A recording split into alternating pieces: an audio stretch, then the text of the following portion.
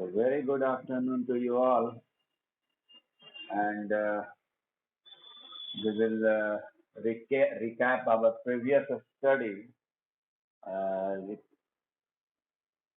that is refraction through glass slab. Okay, यहाँ पर मैंने आपको कल बताया था कि this is glass slab and this is incident ray. Okay, and medium is here what? This medium is air. This is glass, and again this is air. Okay, तो क्या होगा यहाँ पर इंसिडेंट रे जब एंटर करेगा glass slab में, तो definite है कि वो टुवर्ड्स नॉर्मल बेंड करेगा, and this is known as refracted ray. Good afternoon. तो now again this ray of light is passing into air to glass, and again glass to air. Then we will draw another normal, and as we know, good afternoon, according to rules of refraction, when ray passing through optically denser medium to optically rarer medium, then it will bend away, means like that. Okay, so what we are observing here, firstly, name of this ray is emergent ray. Okay, emergent ray. And what we are observing here, that suppose if there is no glass slab present, then what will happen? The path of this ray, incident ray, will just like that.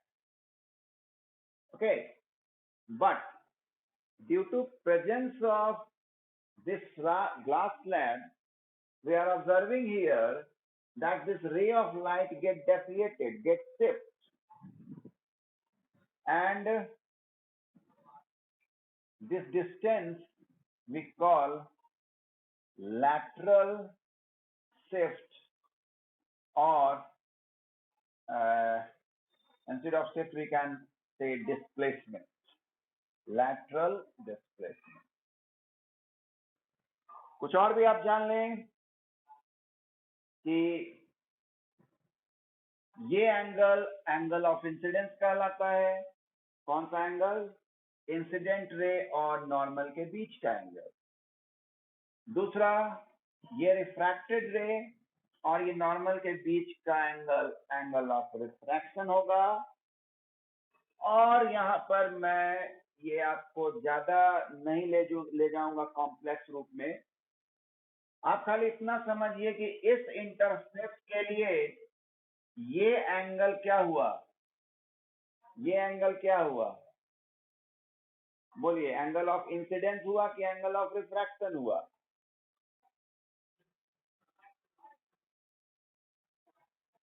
इस incidence, इस surface के लिए ये angle of incidence हुआ, समझे?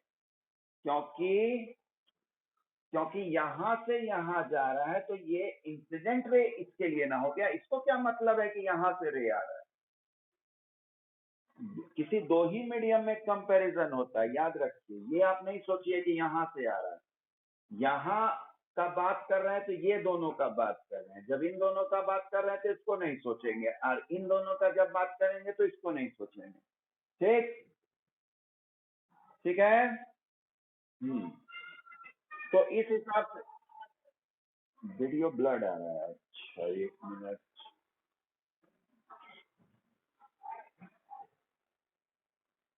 तो मैं एक बार चेक कर लेता हूं, आप लोग चेक बोलिएगा. Writing font size okay? Yes sir. Audio के, वीडियो के। चलिए, तो जिस बच्चे को ये प्रॉब्लम हो रहा है कृपया वो चार्ज में लगा दें अपना मोबाइल।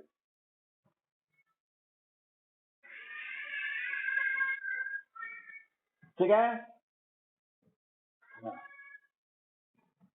तो देखो थोड़ी देर के बाद ठीक हो सकता है, कभी कभी होता है, कहीं का नेटवर्क लोकल प्रॉब्लम भी होता है, ठीक हो जाएगा। देखो, तो ये एंगल ऑफ इंसिडेंस हुआ, ठीक। लेकिन आप अगर ज्योमेट्री अच्छी तरह से पढ़े हैं तो आप ये समझिए कि नॉर्मल जो होता है वो 90 डिग्री होता है, और ये भी नॉर्मल 90 डिग्री हुआ। तो आप मुझे बताएं कि ये नॉर्मल और ये नॉर्मल एक दूसरे के पैरेलल हुआ? हुआ? हुआ। तो ये लाइन क्या ट्रांसवर्सल लाइन का काम कर रहा है? तो ये एंगल क्या अल्टरनेट इंटीरियर एंगल का काम कर रहा है? क्या आप पढ़े हैं कि alternate interior angles are equal in case of parallel line? इसलिए ये आई भी किसके बराबर होगा? आर के बराबर होगा।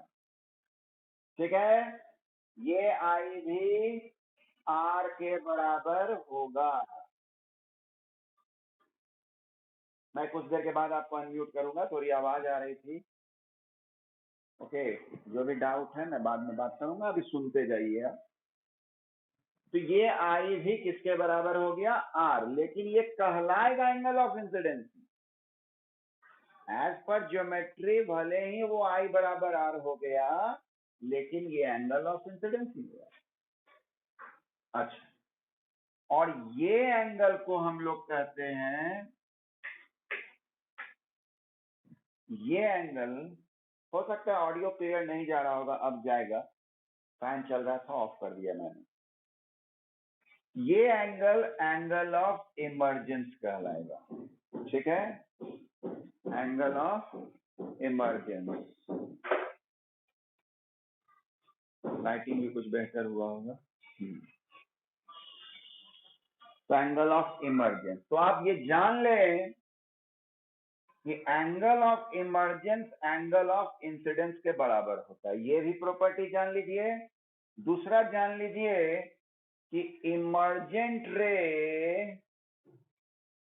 Is parallel to incident ray.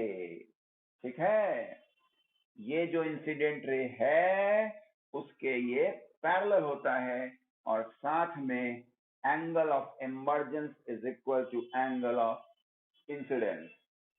So if any students having any doubt related to this topic can ask.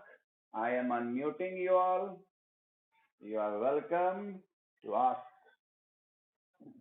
No doubt. क्या चीज को एक्सप्लेन करने फिर बोलो तो नहीं सुनी।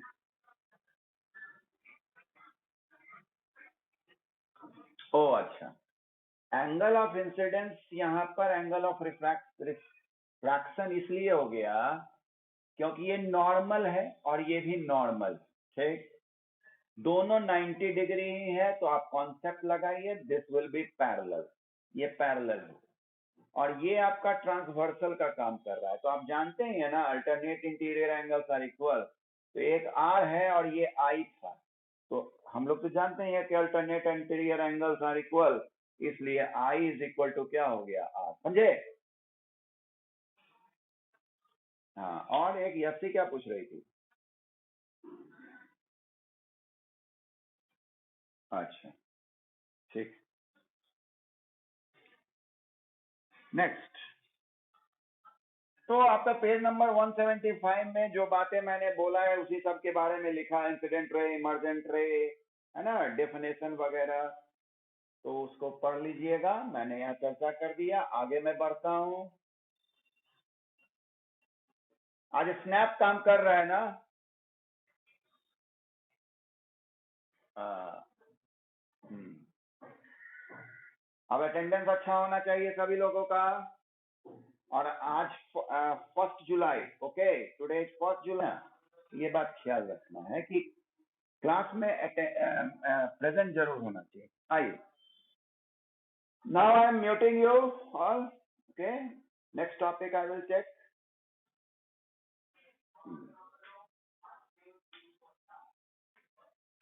Here it is written, dispersion of white light by a glass prism. Dispersion of white light by a glass prism. ठीक है। प्रिज्म एक्चुअली क्या होता है, आप ऐसे इसको समझिए। 3D मैं कोशिश करूंगा डायग्राम बनाने का, 3D, कि इसमें 3 रेक्टेंगुलर फेसेस होंगे। ठीक है, 3 रेक्टेंगुलर फेसेस।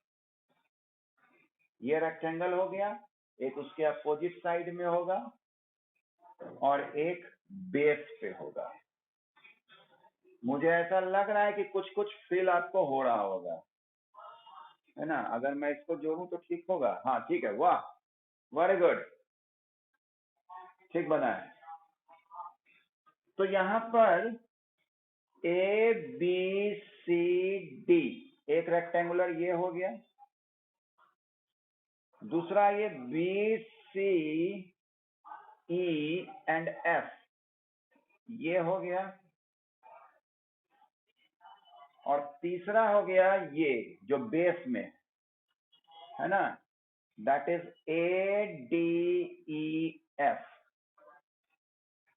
ठीक, और 2 हमारा ट्रायंगुलर फेस है।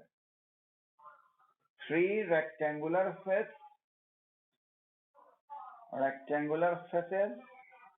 and 2 triangular faces. Oh, range से बाहर लग रहा है। हाँ, रेंज से बाहर हो रहा है।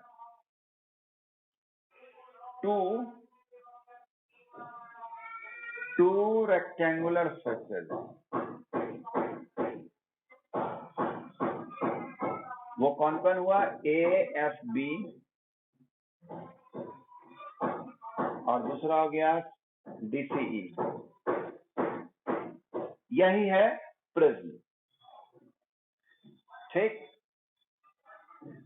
हुआ क्या, न्यूटन एक कुछ एक्सपेरिमेंट कर रहे होंगे। ऐसा ही कोई ऑब्जेक्ट उनके पास था और उन्होंने पाया कि जब उस पर व्हाइट लाइट फॉल हुआ तो उनको बड़ा आश्चर्य लगा कि दूसरी तरफ उनको 7 रेज दिखे। ठीक है,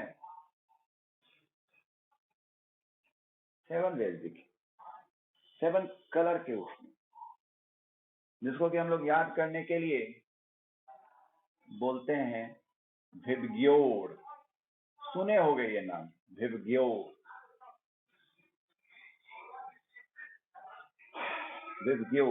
मैं इधर इसको दिखा देता हूं, जो 7 रे निकला, 3 4 5 6 1 और 7, VIBGYOR means violet, indigo, blue, green, yellow, orange, red। आपको मैं बताना चाहूंगा कि light is an electromagnetic wave. Light क्या है? Electromagnetic wave. ठीक, और हमारे इर्द गिर्द बहुत सारा इलेक्ट्रोमैग्नेटिक वेव है, लेकिन उसको हम देख नहीं पाते। ठीक है, जैसे आप ऐसे समझे ना कि आप रिमोट के द्वारा टीवी को ऑपरेट करते हैं, तो कैसे आखिर वो टीवी ऑन हो जाता है? जरूर कोई वेव का रिलेशन बन रहा है, that is electromagnetic wave. Okay, उसी तरह से मोबाइल आप यूज करते हैं, कैसे आखिर कोई वहां से आपको फोन किया, आपका मोबाइल बज उठा, फिर आप उससे बात करते हैं, या कभी आप ही उसको कॉल करते हैं, ये सब कैसे होता है गेम? कैसे? These are by electromagnetic wave. which do not require medium for its propagation. तो शायद आपने जैसा पढ़ा होगा साउंड में कि कोई खास रेंज होता है फ्रीक्वेंसी का जिसको कि हम लोग सुन पाते हैं. That is known as audible range. I am saying in chapter of sound, 20 hertz frequency to 20,000 frequency तक के साउंड को ही हम लोग का कान सुन सकता है, ना तो उसके नीचे और ना 20,000 के ऊपर, जिसको आप नाम सुने होंगे अल्ट्रासोनिक वेव, है ना, इंफ्रासोनिक, ये होता है. उसी तरह से इलेक्ट्रोमैग्नेटिक वेव के केस में भी हमको सारा वेव नहीं विजिबल होता है.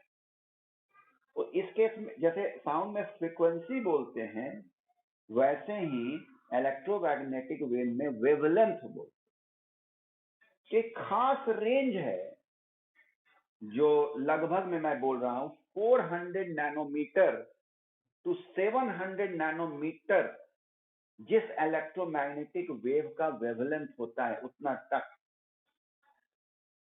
ही विजिबल होता है हम लोगों के. जो हम लोग एक दूसरे को देख पा रहे हैं, हमारे पे लाइट पड़ रहा है, ये सब हम लोग देख रहे हैं, ये 400 नैनोमीटर टू 700 नैनोमीटर के वेवलेंथ के अंदर. ना 400 मीटर से नीचे वाले रेंज को देख पाते हैं और ना 700 नैनोमीटर. जैसे उसमें साउंड में आप इंफ्रासोनिक, अल्ट्रासोनिक बोलते हैं, उसी तरह से इलेक्ट्रोमैग्नेटिक वेव के केस में अल्ट्रावायलेट रेज बोलते हैं, इंफ्रारेड रेज बोलते हैं. मैं आपको बताना चाहूंगा कि आपके घर के बगल में भी कभी देखते होंगे कि धूप वगैरह आ रहा होगा, तो आप धूप में नहीं खड़े हैं, उससे थोड़ी दूर खड़े हैं, तो भी आपको गर्मी लगने लगती है. क्यों? क्योंकि वहां से एक इलेक्ट्रोमैग्नेटिक वेव आ रहा है जो आपको दिख नहीं रहा है, लेकिन उसका इफेक्ट हिटिंग है, एंड दैट इज इंफ्रारेड.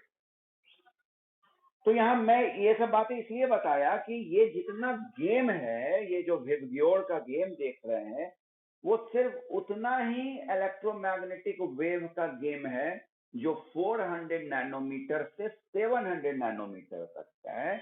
उसी के बीच में हम लोग को ये दिखता है violet, indigo, blue, green, yellow, orange, red. पता नहीं बच्चे को ये समझ में आया कि नहीं, मैं पूछ लेता हूँ. और नहीं भी अगर समझ आए तो कोई बात नहीं, हल्का फुल्का ध्यान दे, मैंने एक नॉलेज के लिए ये सब बातें की. आ गया. ओके, चलिए ठीक है. मैंने कोशिश की आपको ये बताने के लिए. हो सकता है कभी आपसे पूछा जाए कि अरे भाई, लाइट इलेक्ट्रोमैग्नेटिक वेव है, वो हमें दिख रहा है, लेकिन रिमोट वगैरह यूज करते हैं तो वो भी इलेक्ट्रोमैग्नेटिक वेव दिख नहीं रहा है. तो सीधा यही जवाब है कि जैसे कान का एक हियरिंग एबिलिटी है फ्रीक्वेंसी के रूप में 20 हर्ट्ज टू 20,000 हर्ट्ज, वैसे ही इलेक्ट्रोमैग्नेटिक वेव के केस में आंख का जो रेंज है that is wavelength 400 nanometre to 700 nanometre. तो फिर आइए आप प्रिज्म की बात करें. हम लोग प्रिज्म का पूरा स्ट्रक्चर नहीं दिखाना है, सिर्फ आपको ट्रायंगुलर फेस फ्रंट का दिखाना है. और इसमें किया क्या गया था कि अगर व्हाइट लाइट इस पे इंसिडेंट कराया गया तो पाया गया कि ये 7 कलर में डेविएट हो गया. मैं आपको बताना चाहूंगा कि ये डायग्राम आप लोग जरा ठीक से ध्यान दीजिएगा, क्योंकि एग्जाम के टाइम में बड़ा अनोखा अनोखा सब डायग्राम बनाता है, और ये सीनियर क्लास के बच्चों में भी देखा जाता है. ठीक, वो लोग क्या करते हैं, मैं गलती पहले ही बता देता हूँ. कुछ लोगों को मैंने देखा है कि ऐसे बनाया और यहाँ पे ऐसे ऐसे रे फैला दिया. ऐसे थोड़ा ही फैलता है, ऐसे करके जाता है. ठीक है, याद रखिएगा. और सब में आप ये एरो लगा दे तो बहुत बेहतर कहलाएगा ये. ठीक है ना. तो ये जो फेनोमेना यहाँ देख रहे हैं कि वो व्हाइट लाइट टूट गया है. एक्चुअली व्हाइट लाइट क्या हुआ, यहाँ टूट गया. टूटने का इंग्लिश होता है स्प्लिट. तो यही बात है. ये जो splitting up of white light into 7 colors when passing through the glass prism, this phenomena is known as dispersion. इसी फेनोमेना को क्या कहते हैं? डिस्पर्सन. हाँ बोलिए.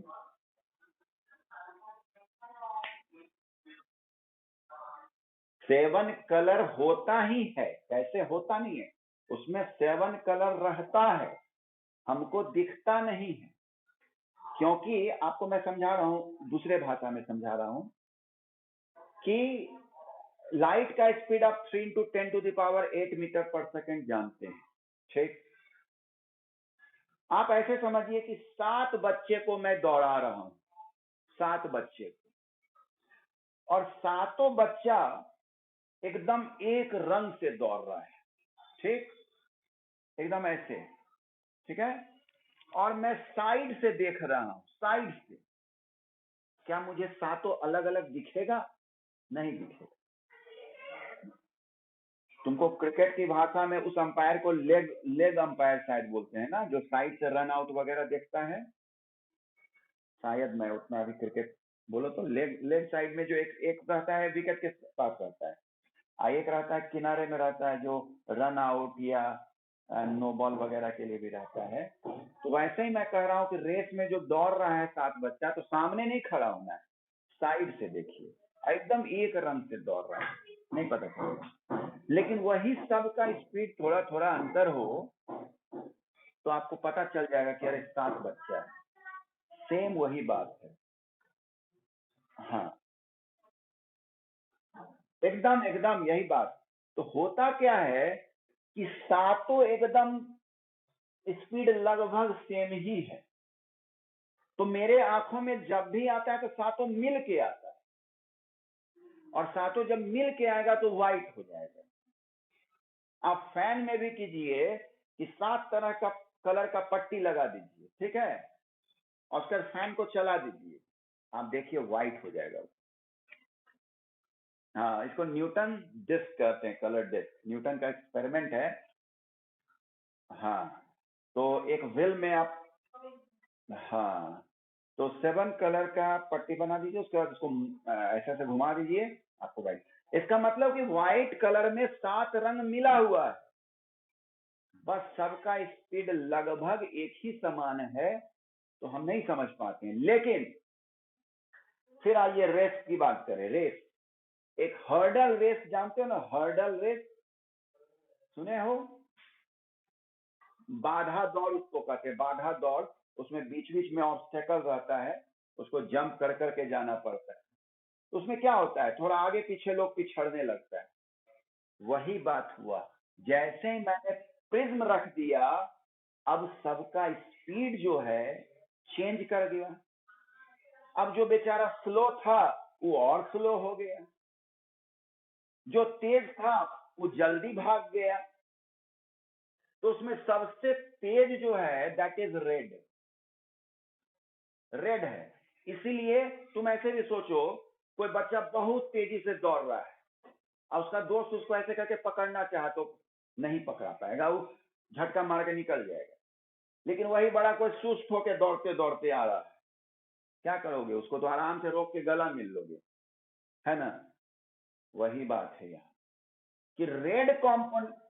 एक मिनट मुझे अभी अभी फ्लो होने दीजिए, अभी बोलने दीजिए पूरा ये टॉपिक. तो ये जो रेड कलर है इसका स्पीड बाकी 6 से ज्यादा है.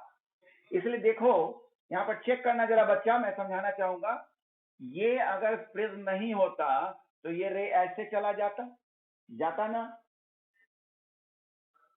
ठीक, लेकिन प्रिज्म है. आप देखिए कि रेड का जो डेविएशन हुआ वो इतना हुआ.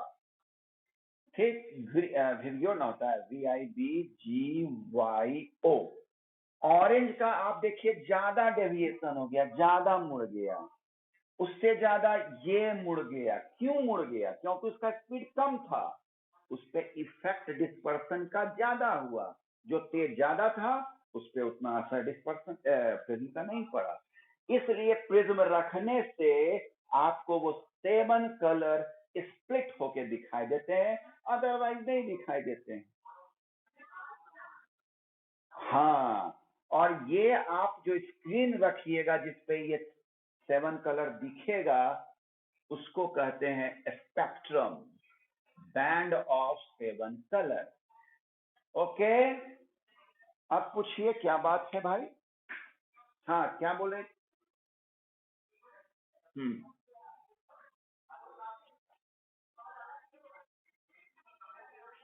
फ्रीक्वेंसी नहीं मैंने बोला है लाइट के लिए, मैंने क्या बोला बच्चे? लाइट के लिए, विजिबल के लिए कुछ क्राइटेरिया बोला है, वेवलेंथ, है ना? वेवलेंथ, हाँ। आप बोलो, आगे बोलो।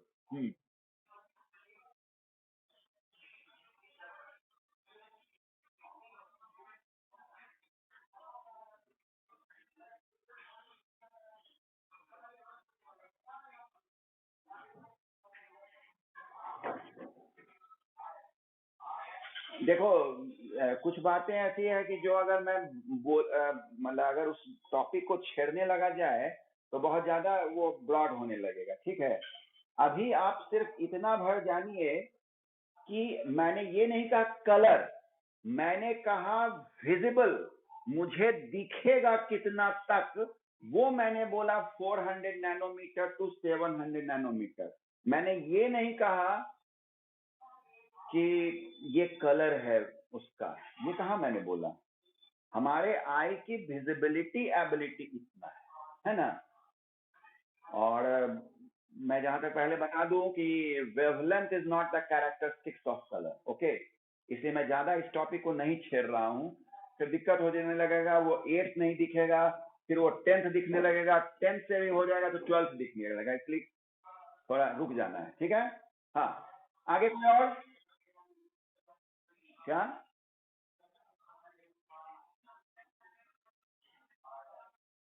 डेंसिटी, ऑप्टिकली डेंसिटी की बात करें तो अभी तो यहाँ पर यही, हाँ यही ज्यादा है।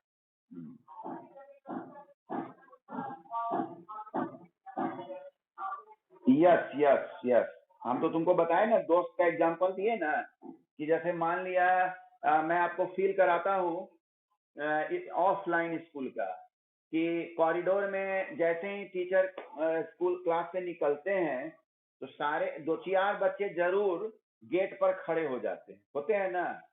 और उसके बाद कोई उधर दूसरा कोई सेक्शन से दोस्त दौड़ते हुए आता है कॉरिडोर में, उसमें इधर का को जो प्रिय दोस्त होता है वो ऐसे हाथ बढ़ा के उसको रोकना चाहता है, होता है कि नहीं ये सब खेला?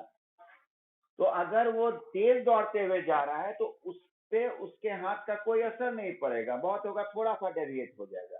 लेकिन जो बहुत धीरे दौड़ते आ रहा है उसको तो रूम के अंदर ले आएगा। अब बात समझ में आई? तो वायलेट का स्पीड कम है इसलिए वो एकदम पूरा डेविएट हो गया, और रेड का स्पीड बहुत ज्यादा है वो कम डेविएट हुआ। इसको कहते हैं एंगल ऑफ डेविएशन, ठीक है? और ये पूरा फेनोमेना जो कहलाया दैट इज डिस्पर्सन। ओके मेरे बच्चे? 8G 8H दोनों दोनों को समझ में आ रहा है सारा टॉपिक? Good, very good.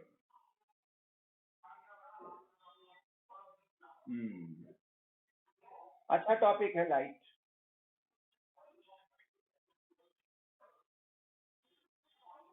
चलिए म्यूट करता हूं मैं, क्योंकि किसी के घर से हथौड़े पटकने की आवाज आ रही है।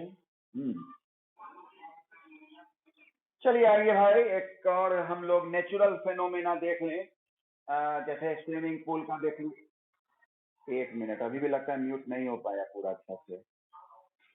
हेलो हेलो, अब हुआ। तो आ, जैसे रिफ्रैक्शन पढ़ रहा था तो वहां भी कुछ नेचुरल फेनोमेना आया।